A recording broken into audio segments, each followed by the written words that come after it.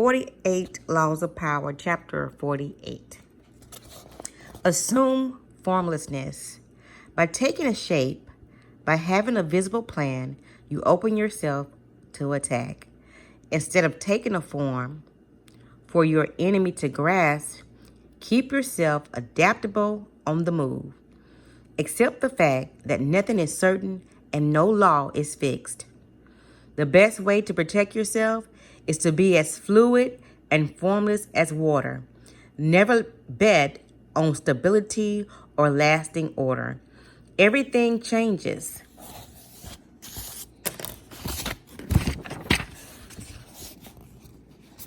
By the 8th century BC, the cities of Greece had grown so large and prosperous that they had run out of land to support their expanding populations. So they turned to the sea, establishing colonies in Asia Minor, Sicily, Italian Peninsula, even Africa. The city-state of Sparta, however, was landlocked and surrounded by mountains. Lacking access to the Mediterranean, the Spartans never became a seafaring people. Instead, they turned on the cities around them, and in a series of brutal, violent conflicts lasting more than 100 years, managed to conquer an immense area that would provide enough land for their citizens. This solution to their problem, however, brought a new, more formidable one. How could they maintain and police conquered territories? The subordinate peoples they ruled now outnumbered them 10-1. Surely this horde would take a horrible revenge on them. Sparta's solution was to create a society dedicated to the art of war. Spartans would be tougher, stronger, and fiercer than their neighbors. This was the only way they could ensure their stability and survival. When a Spartan boy reached the age of 7, he was taken from his mother and placed in a military club where he was trained to fight. Underwent the strictest discipline. The boy slept on a bed of reeds. They were allotted only one outer garment to wear for an entire year. They studied none of the arts. Indeed, the Spartans banned music and permitted only slaves to practice the crafts that were unnecessary to sustain them. The only skills the Spartans taught were those of warfare. Children seen as weaklings were left to die in a cavern in the mountains. No system of money or trading was allowed in Sparta. Acquired wealth, they believed, would sow selfishness and decision, weakening their warrior discipline. The only way a Spartan could earn a living was through agriculture, mostly on state-owned lands, which slaves called helots would work for him.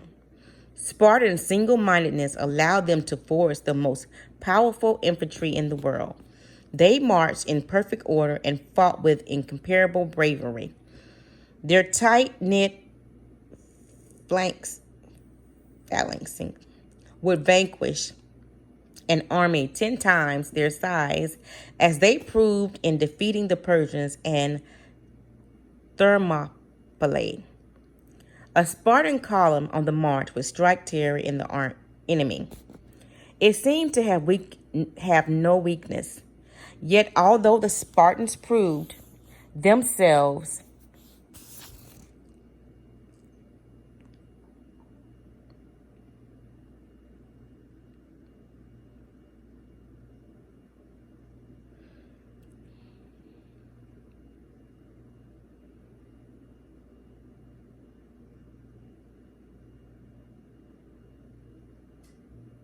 mighty warriors, they had no interest in creating an empire.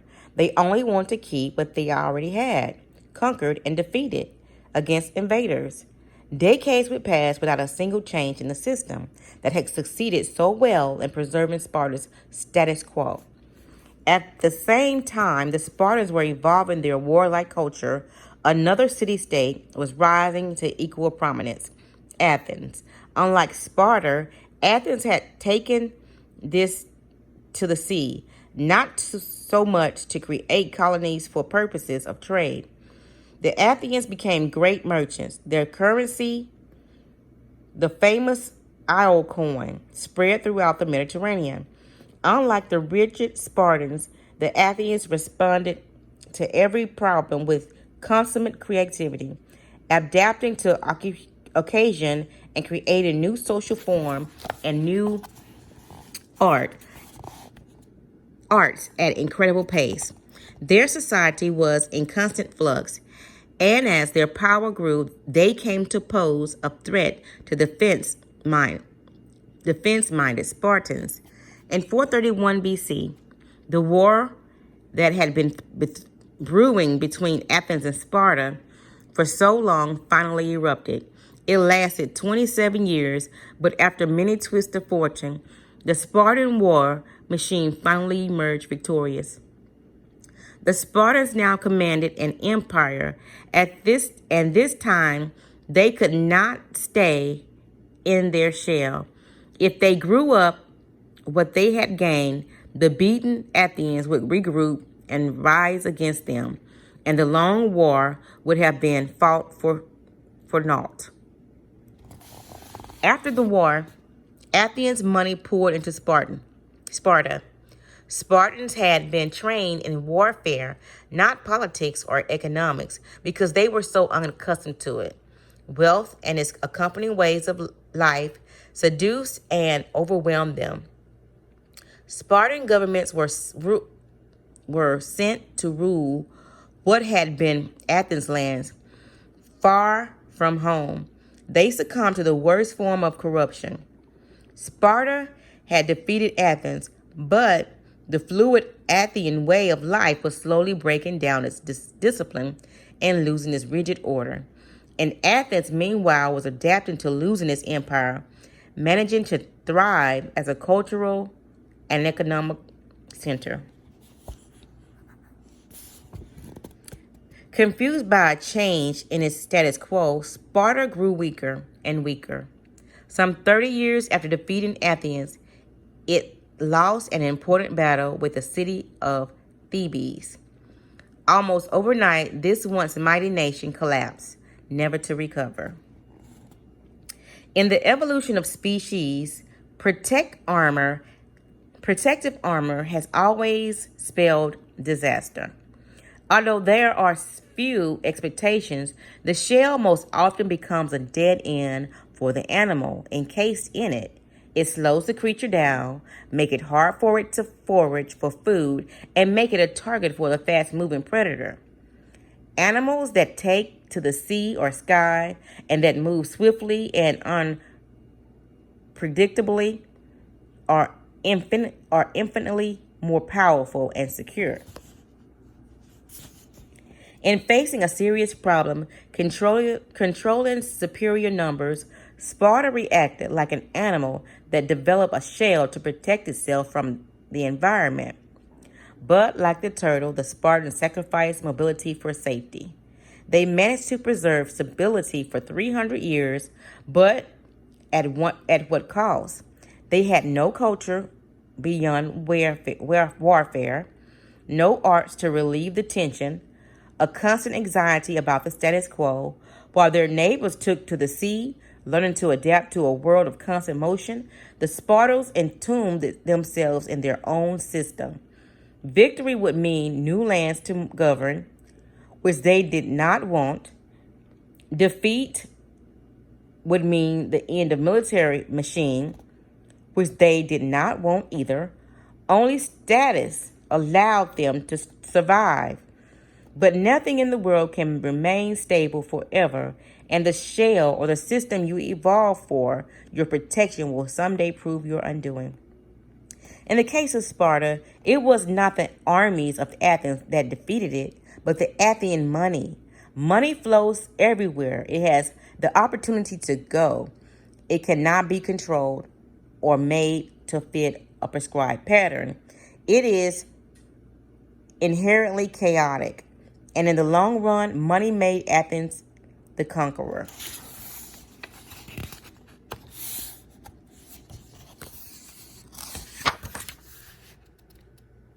by infiltrating the Spartan system and corroding its protective armor. In the battle between two systems, Athens was fluid and creative enough to take new forms, while Sparta could grow only more rigid until it cracked. This is the way the world works, whether for animals, cultures, or individuals. In the face of world's harshness and danger, organisms of any kind develop protection, a coat of armor, a rigid system, comforting ritual. For the short term, it may work, but for the long run, it spells disaster. People weighed down by a system and inflexible ways of doing things cannot move fast, cannot sense or adapt to change. They lumber around more and more slowly until they go the way of the brontosaur. Learn to move fast and adapt, and you will be eaten. The best way to avoid this fate is to assume formlessness. No predator alive can attack what it cannot see. When World War II ended and the Japanese, who had invaded China in 1937, had finally been thrown out, the Chinese nationalists, led by Chiang Kai-shek, decided the time had come to annihilate the Chinese communists, their hated rivals, once and for all. They had almost succeeded in 1935, forcing the communists into a long march. The grueling retreat that had greatly diminished their numbers. Although the communists had recovered somewhat during the war about Japan, it would not be difficult to defeat them now. They controlled only isolated areas in the countryside, had unsophisticated weaponry, lacked any military experience, or trained beyond mountain fighting and control not important parts of China, except areas of Manchuria, which they had managed to take after the Japanese retreat. Chiang decided to commit his best forces into Manchuria.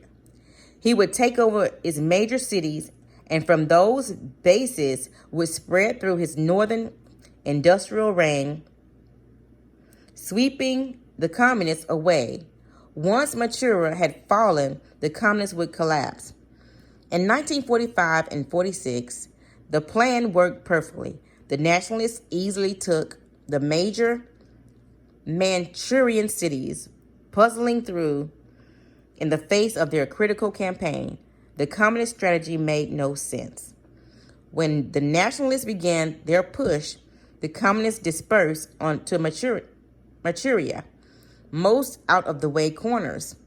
Their small units harassed the nationalist armies, ambushing them here, retreating unexpectedly there, but these dispersed units never linked up, making them hard to attack. They would seize a town only to give it up a few weeks later, forming neither rear guards nor vanguards. They moved like Mercury, never staying in one place, elusive and formless. The nationalists ascribed this to two things: cowardice in the face of superior forces and inexperience and strategy. Mao Tse-tung, the communist leader,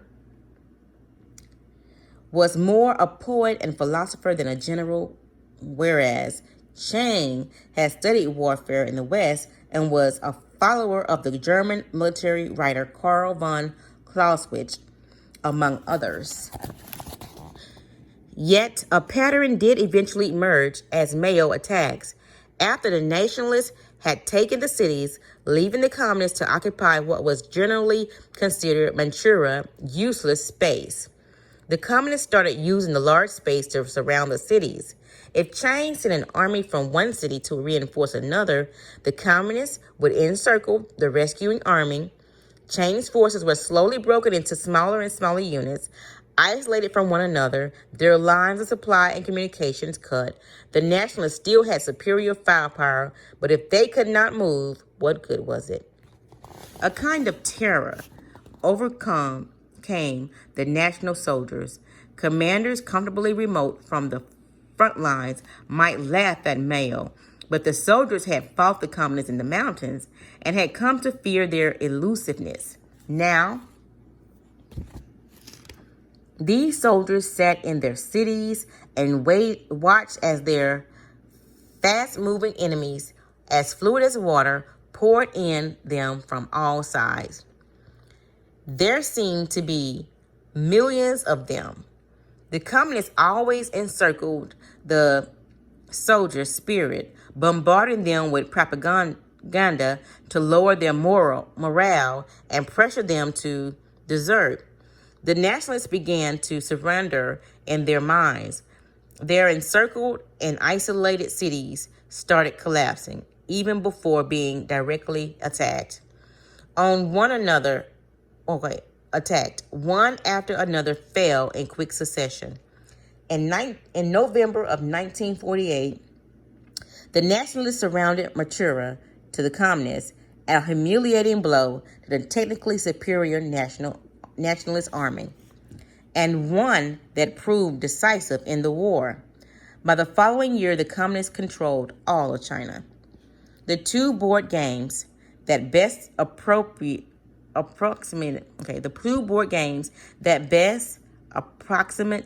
the strategies of war are chess and the Asian game of Go.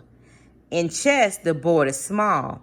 In comparison to Go, the attack comes from relatively quickly forcing a decisive decision. It rarely pays to withdraw or to sacrifice your pieces, which must be concentrated at key areas. Go is much less formal. It is played on a large grid with 361 intersections, nearly 6 times as many positions as in chess. Black and white stones, one color for each side, are placed on the board intersection, one at a time, wherever you like. Once all your stones, 52 for each side, are on the board, the object is to isolate the stone of your opponent by encircling them. A game of Go called Weiqi in China can last up to 300 moves. The strategy is more subtle and fluid than chess. Developing slowly, the more complex the pattern your stones initially create on the board, the harder it is for your opponent to understand your strategy. Fighting to control a particular area is not worth the trouble. You have to think in larger terms to be prepared to sacrifice an area in order eventually to dominate the board. What you are after is not an entrenched position, but mobility. With mobility, you can isolate the opponent in small areas, then encircle them. The aim is to not kill off the opponent pieces directly, as in chess, but to induce a kind of paralysis and collapse. Chess is linear, positioned or oriented, and aggressive. Go is nonlinear and fluid. Aggression is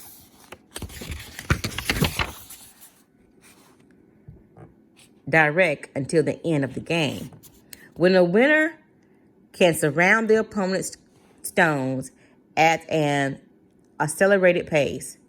Chinese military strategies have been influenced by Go for centuries, and proverbs have been applied to wartime and again.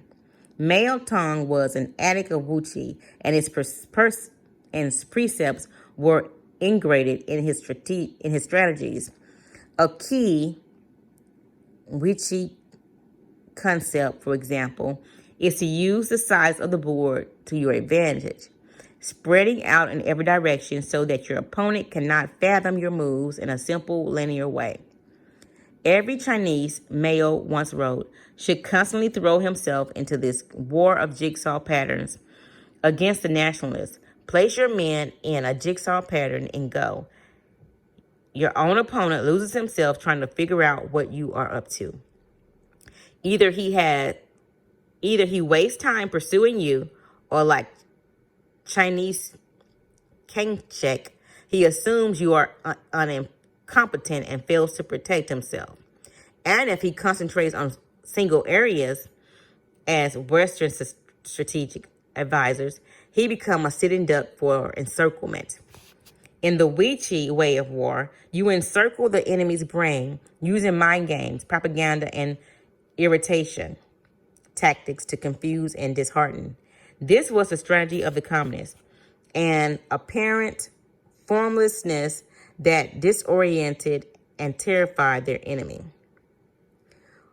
Where chess is linear and direct, the ancient game of Go is closer to the kind of strategy that will prove relevant in a world where battles are fought indirectly in vast, loosely connected areas.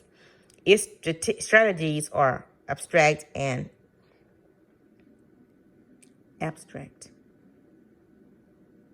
Its strategies are abstract and multidimensional, inhabiting a plan beyond time and space. The strategist's mind. In this fluid form of warfare, your value movement over position. Your speed and mobility make it impossible to predict your moves.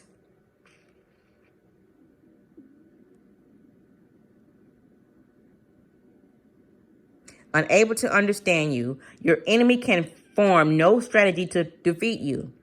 Instead of fixing on particular spots, this indirect form of warfare spreads out, just as you can use the large disconnected nature of the real world to take your advantage. Be like a vapor. Do not give your opponents anything solid to attack.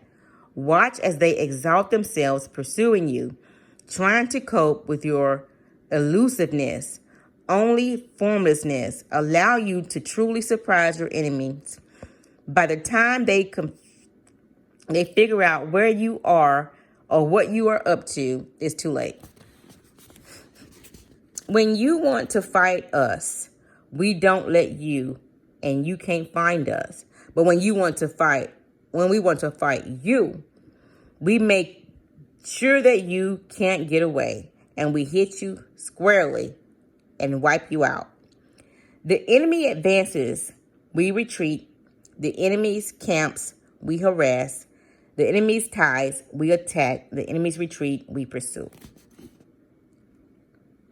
The human animal is distinguished by its constant creation of forms.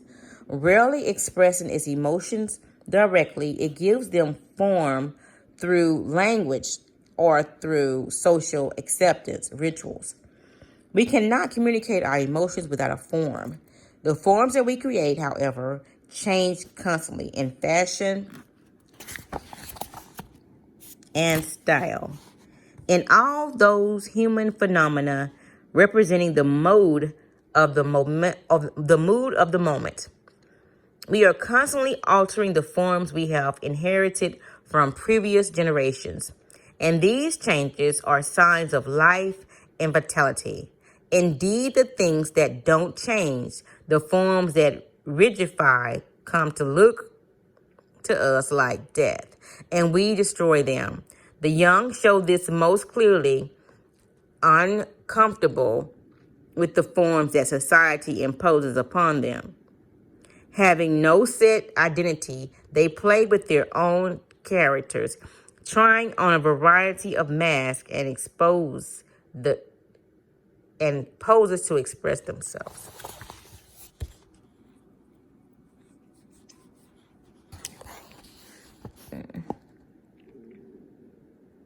This is the vitality that drives the motor of form, creating constant changes in style.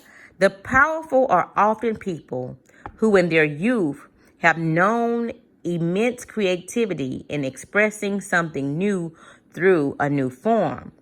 Society grants them power because it's hunger for and rewards this sort of newness. The problem comes later when they often grow conservative and possessive. They no longer dream of creating new forms. Their identities are set, their habits congeal, their rigidity makes them easy targets. Everyone knows their next move. Instead of demanding respect, they elicit boredom. Get off the stage, we say, let someone else, someone younger, entertain us. We locked in the past, the powerful look comical. They are overripe fruit waiting to fall from the tree. Power can only thrive if it is flexible in forms. To be formless is to be amorphous. Everything has a form. It is impossible to avoid. The formlessness of power is more like that of water or mercury, taking the form of whatever is around it, changing constantly. It is never predictable. The powerful are constantly creating form, and their power comes from the rapidity with which they can change. Their formlessness is in the eye of the enemy, who cannot see what they are up to and so has nothing solid to attack. This is the premier pose of power, ungraspable, elusive, and swift as the god of Mercury, who could take any form he pleased and use this ability to wreak havoc on Mount Olympus. Human creations evolved together, abstractions, toward being more mental and less material. This evolution is clear in the art, which is in this century made the great discovery of abstraction and conceptualism. It can also be seen in politics, which over time have become less overly violent, more complicated, indirect, and cerebral.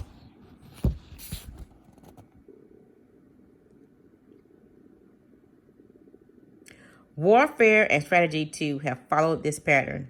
Strategy began in the manipulation of armies on land. Positioning them in order of formations on land, strategy is relatively two-dimensional and controlled by topography. But all great powers have eventually taken to sea for commerce and colonization. And to protect their trading lines, they have had to learn how to fight at sea.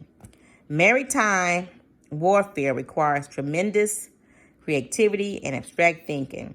Since the lines are constantly shifting, naval captains distinguish themselves by their ability to adapt to the literal fluidity of the terrain and to confuse the enemy with the abstract, hard to anticipate form. They are operating in a third dimension, the mind. Back on land, guerrilla warfare, two dimensions, this evolution towards abstraction.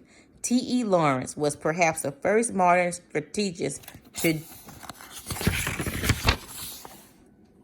develop the theory behind this kind of warfare and to put into practice. His ideas influenced Mayo, who found his writings an uncanny Western equivalent to Weechee. Lawrence was working in the Arabs, fighting for their territory against the Turks. His idea was to make the Arabs blend into the vast desert, never providing a target, never collecting together in one place. As the Turks scrambled to fight their vaporous army, they spread themselves thin, wasting energy and moving from place to place.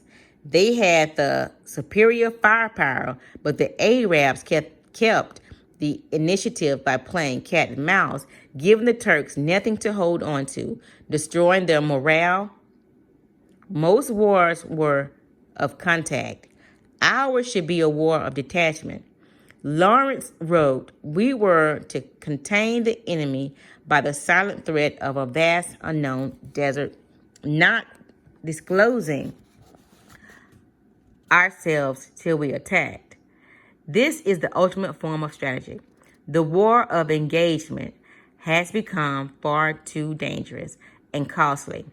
Indirection and exclusiveness yield far better results at a much lower cost. The main cost, in fact, is mental.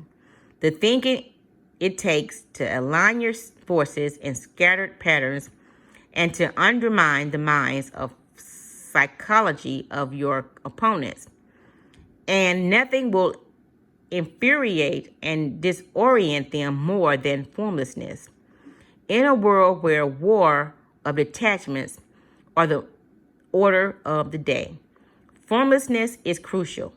The first psychological requirement of formlessness is to train yourself to take nothing personal. Never show any defensiveness. When you act defensive, you show your emotions, revealing a clear form. Your opponent will realize they have a nerve, an Achilles heel, and they will hit it again and again. So train yourself to take nothing personal. Never let anyone get your back up. Be like a slippery ball that cannot be held.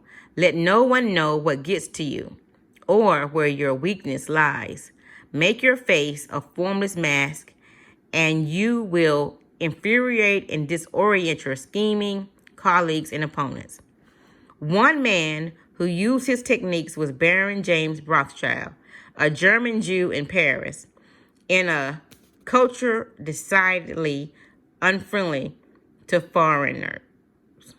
Rothschild never took any attack on him personally or showed he had been hurt in any way. He furthermore adapted himself to the political climate, whatever it was.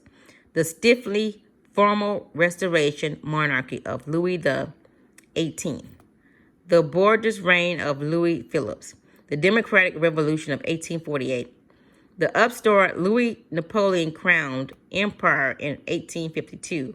Rothschild accepted them one and all and blended in. He could afford to appear hypocritical, or opportunistic because he was valued for his money, not his politics. His money was currency of power, while he adapted and thrived outwardly, never showing a form. Although other great families had begun the century immensely wealthy, were ruined in the period's complicated shifts and turns of fortune. Attaching themselves to the past, they revealed their embrace of a form. Throughout history, the formless style of ruling has been most adeptly practiced by the queen who reigns alone. A queen is radically different position from a king because she is a woman. She is subject, and courtiers are likely to doubt her ability to rule, her strength of character.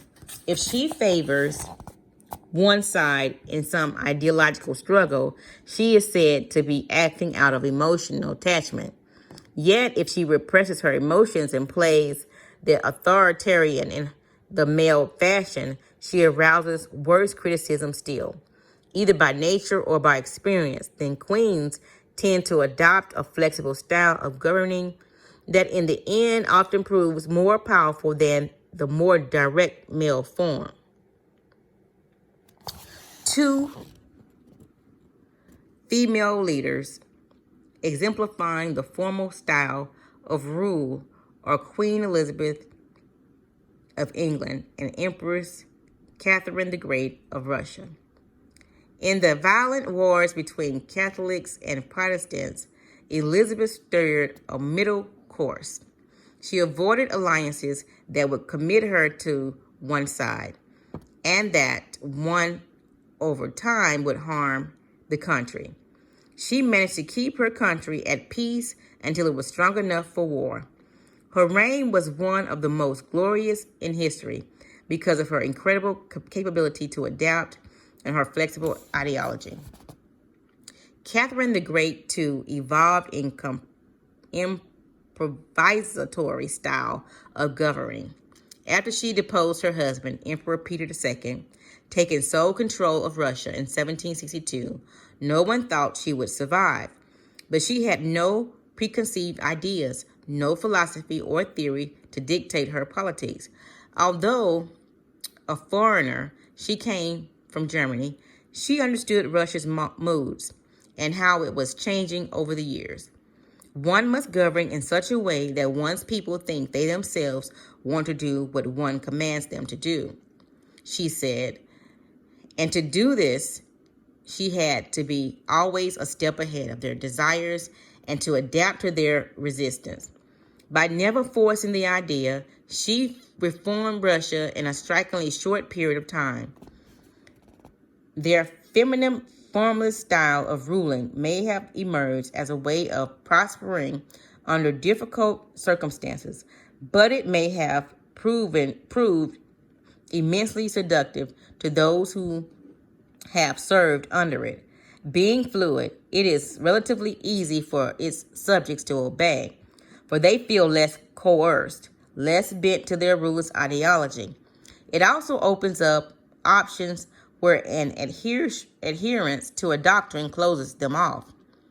Without committing to one side, it allows a ruler to play one enemy off another. Rigid rulers may seem strong, but with time, their inflexibilities wear on the nerves, and their subjects find ways to push them from the stage. Flexible, formless rulers will be much criticized, but they will endure, and people will eventually come to identify with them, since they are, as their subjects are, changing with the wind, open to circumstance. Despite upset and delayed, the permanent style of power generally triumphs in the end, just as Athens eventually won victory over Sparta, though through its money and its culture. When you find yourself in conflict with someone, struggle more rigid, allow them the momentary victory. Seem to bow to their superiority. Then, by being formless and adaptable, slowly insinuate yourself into their soul. This way, you will catch them off guard. For rigid people are always ready to ward off direct blows, but are helpless against the subtle and insinuating. To succeed at such a strategy, you must play the chameleon, conform to the surface, where breaking down your enemy from the inside.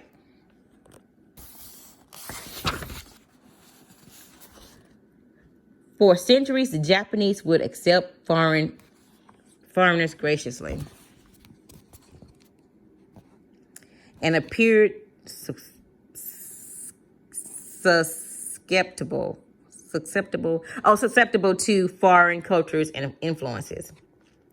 J.O. Rodrigues, a Portuguese priest who arrived in Japan in 1577, lived there for many years, wrote, "I am flabbergasted by the Japanese willingness to try and accept everything Portuguese." He saw Japanese in the streets wearing Portuguese clothing, with rosary beads in their necks and crosses at their hips. This might seem like a weak, mutable culture, but Japan's adaptability actually protected their culture from having an alien culture imposed by military invasion.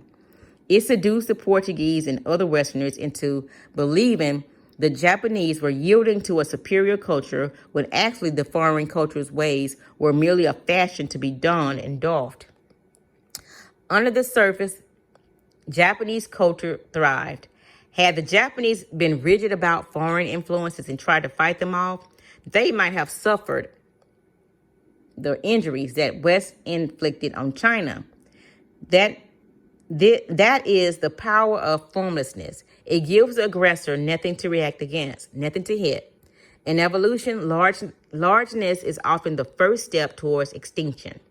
What is immense and bloated has no mobility, but most must constantly feed itself. The unintelligent are often seduced into believing that size connotes power. The bigger the better. In 483 BC, King Xerxes of Persia invaded Greece, believing he could conquer the country in one easy campaign. After all, he had the largest army ever assembled for one invasion. The history Herodotus established it over more than 5 million. The Persians planned to build a bridge across the Hellespont to overturn Greece from the land, where the equally immense navy would pin the Greek ships in harbor, preventing their forces from escaping to sea. The plan seemed sure, yet Xerxes prepared the invasion. His advisors, Artabanus, warned his master of grave misgivings. The two mightiest powers in the world are against you, he said. Xerxes laughed. What powers could match this gigantic army? I will tell you what they are, answered Artabanus. The land and the sea. There were no safe harbors large enough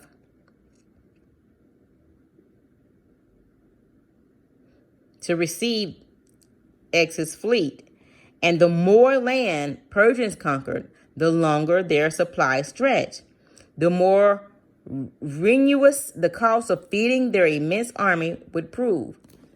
Thinking his advisors a coward, X proceeded with the invasion. Yet, Artabanus predicted bad weather at sea, decimated the Persian fleet, which was too large to take everything in its path, which only made it impossible to feed, since the destruction included crops and the stores of food.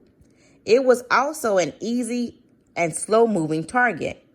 The Greeks practiced all kinds of deceptive maneuvers to disorient the Persians. Xerxes' eventual defeat at the hands of the Greeks allies were an immense disaster. The story is emblematic. All those who sacrifice mobility for size, the flexible and fleet of foot will almost always win, for they have more strategic options. The more gigantic the enemy, the easier it is to induce collapse. The need for formlessness becomes great to the older we get. As we grow more likely to become set in our ways and assume too rigid a form, we become predictable, always the first sign of decrepitude, and predictability makes us appear comical. Although ridicule and disdain might seem mild forms of attack, they are actually potent weapons and will eventually erode a foundation of power. An enemy who does not respect you will grow bold, and boldness makes even the smallest animal dangerous. The late 18th century court of France, as exemplified by Marie Antoinette, had become so hopelessly tied to a rigid formality that the average Frenchman thought it was a silly relic. This depreciation of a centuries-old institution was the first sign of terminal disease, for it represented a symbolic loosening of the people's ties to monarchy. As the situation worsened, Marie Antoinette and King Louis XVI grew only more rigid in their adherence to the past and quickening their path to the guillotine. King Charles I of England reacted similarly to the tide of democratic change brewing in England in 1630. He disbanded Parliament, and his court rituals grew increasingly formal and distant. He wanted to return to an older style of ruling, with adherence to all kinds of petty protocol. His rigidity only heightened the desire for change. Soon, of course, he was swept up in a devastating civil war, and eventually he lost his head in the executioner's axe. As you get older, you must rely even less on the past. Be vigilant, lest the form your character has taken makes you seem a relic. It is not a matter of mimicking the fashions of youth that is equally worthy of laughter. Rather, your mind must constantly adapt to each circumstance, even the inevitable change that the time has come to move over, and let those of younger age prepare for their ascendancy. Rigidity will only make you look uncannily like a cadaver. Never forget, though, the formlessness is a strategic pose. It gives you room to create tactical surprises as your enemy struggles to guess your next move. They reveal their own strategy, putting them at a decided disadvantage. It keeps the initiative on your side, putting your enemies in the position of never acting, constantly reacting. It foils their spying and intelligence.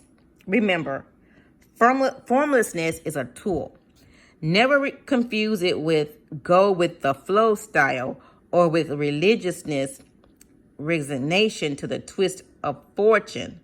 You use formlessness not because it creates inner harmony and peace, but because it will increase your power. Finally, learning to adapt to each new circumstance means seeing events through your own eyes and often ignoring the advice that people constantly peddle your way. It means that ultimately you must throw out the laws that others preach and the book that they write to tell you what to do.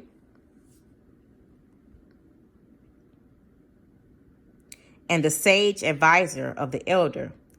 The laws that govern circumstances are abolished by new circumstances.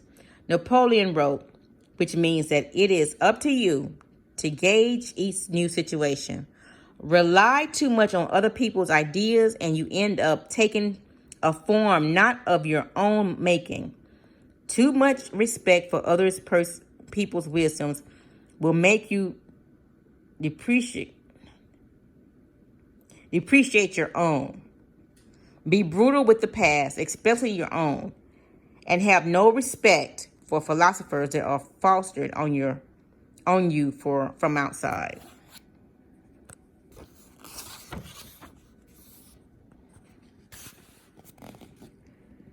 The winged messenger, god of commerce, patron saint of thieves, gamblers, and all those who deceive through swiftness.